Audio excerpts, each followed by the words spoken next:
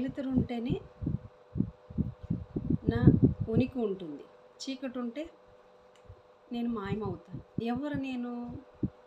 ఎవరినై ఉంటాను చెప్పండి చూద్దాం.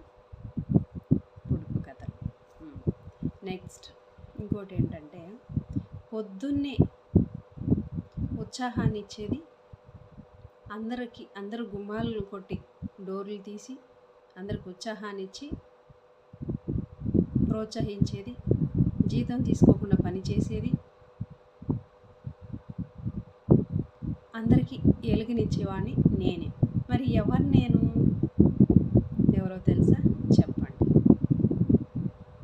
అండ్ ఇంకోటి, తండ్రి గరగర, తల్లి పీచు పీచు, బిడ్డలేమో రత్నమాణిక్యాలు. ఎవరు వాళ్ళు?